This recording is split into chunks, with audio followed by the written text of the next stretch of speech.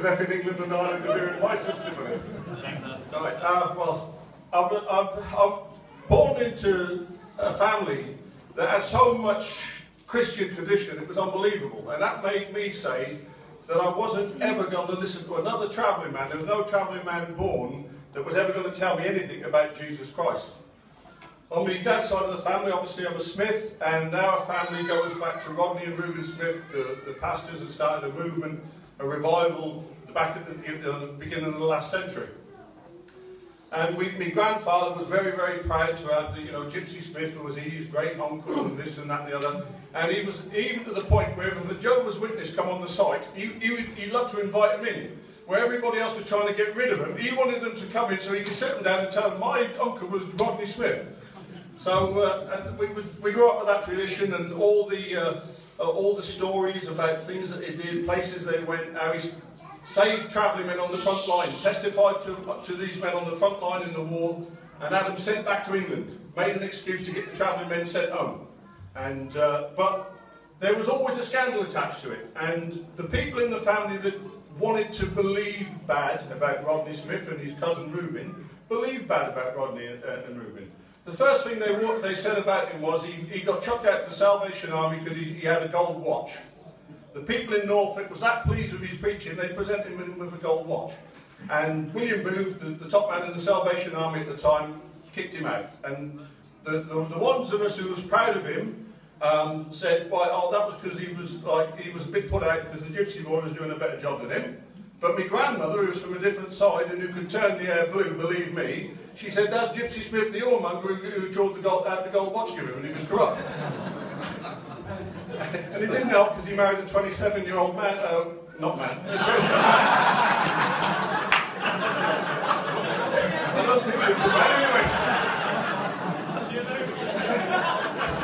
Moving swiftly along. Now he married a 27-year-old woman when he was 70-odd. And my granny would add 10 years to his age every time the argument happened. So she said, Gypsy Reuben Smith, the whoremonger you keep on about, married a 27-year-old woman when he was 96. So, but anyway, we had this tradition on that side of the family, and it was nice as a tradition, but I was never a follower of men. I was never a hero worshipper. I respected people. If it was Muhammad Ali or Elvis, I respected them for what they'd achieved in life. But if Elvis was out in the field there, I'd say, it's all right, I'm not going to go and talk to him because I've got his tape in the motor. That's how I was. Different with my wife Clarice, if we meet anybody in London, we happen to walk about and there's a celebrity, I have to tell her when we get home. Because otherwise she'll murder that person to death, and I have to say, Clarice, book him door now. Let the man go home. But anyway, as you all know, those of you that know me know that my heart went, I followed my beloved mother, who used to pray in this very building when it was St. Stephen's Catholic Church. My grandmother was a Rafferty, a traveller of Irish descent, and I loved being different. I loved having an Irish traveller descent grandmother because I didn't want to be, I thought being as a Romney child was boring, to be honest with you. So I liked that end of all the characters come from that end of my family. The best singers, the best dancers, the characters, the stories was always on about them. So I loved my granny's family, and I followed her into the Catholic religion and my mum. And I used to sit somewhere, anywhere in this church. And I'd kneel down next to my own beloved mother, and we all know how much we love our mothers, every travelling man born in this church, and I'd kneel by a man and boy. And sometimes I'd fall out of a nightclub, back in the late 70s and 80s, I'd come out to Queen's nightclub, 4 o'clock in the morning with my Miami Vice suit on, and my sleeves turned up, and my hair and still ain't changed, and all that, and come here, and then pray, and then go to confession, and after being a man about town, I'd say in confession, oh, I told a lie last week, and that was it. That was as much as I could come up with. So that put confession into a nutshell. You didn't really confess your sins, you just, I'd get away with a few elberries and be on my way.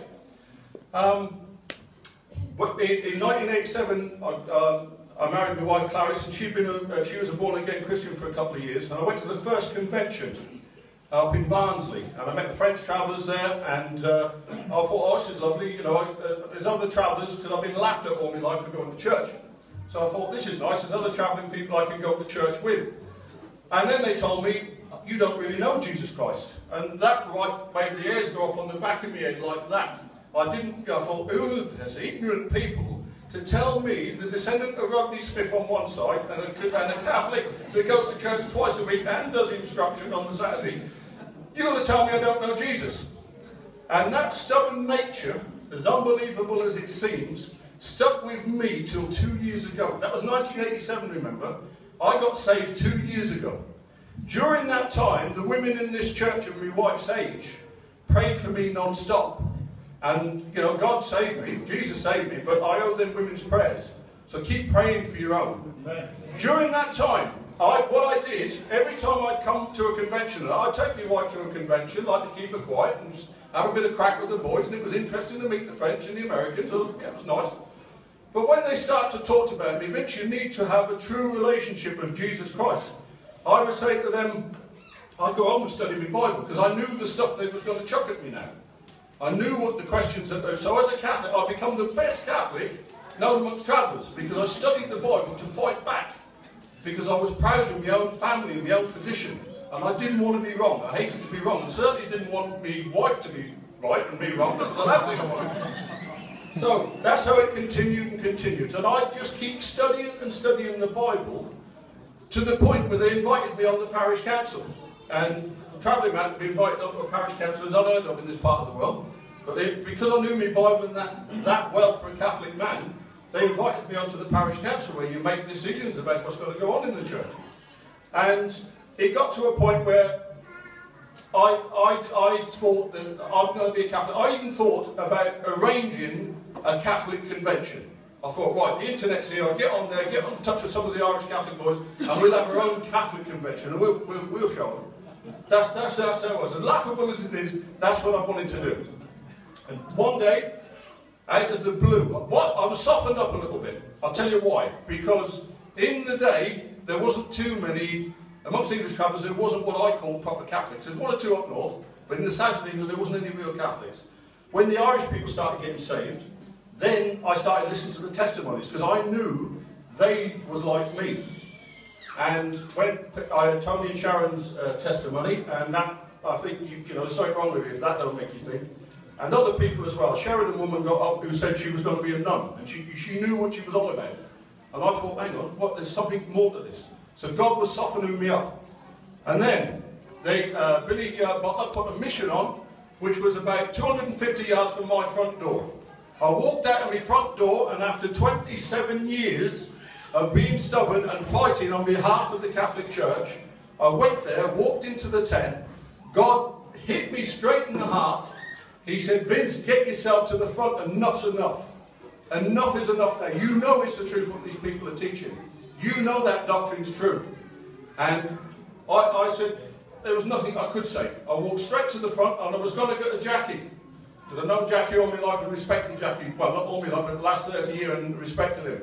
On my way to Jackie, the Lord had said again into my heart, hold on a minute, no. Go to Billy King, because that shows you're really going to me.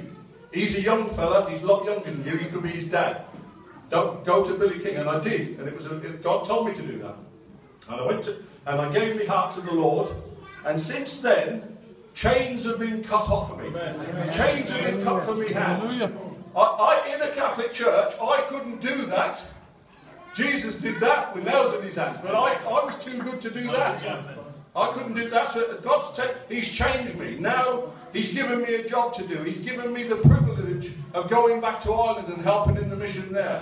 So, for 25 years and more, Satan had me chained down in the seat where I never even attempted to bring the word of God to anybody. But now, thank God, I can go around the world and help in his own little small way. I'm nothing. I've only been a Christian 2 years, but that's what God's doing. He's set me free. And all I can say to any man or woman in here tonight, set yourself free. Set yourself free. You become a new, when they say you can become a new creation, there's people in here, I see people who Sam Smith at the back there, he's looking at me thinking, Dordy, what's happened to him? Right? People know I am this fellow you see here. They sent me. A fella getting up and singing in Ireland and leading a meeting and stuff. That's not me. I'm a quiet fella. You know, buy your pint and I'm on my way.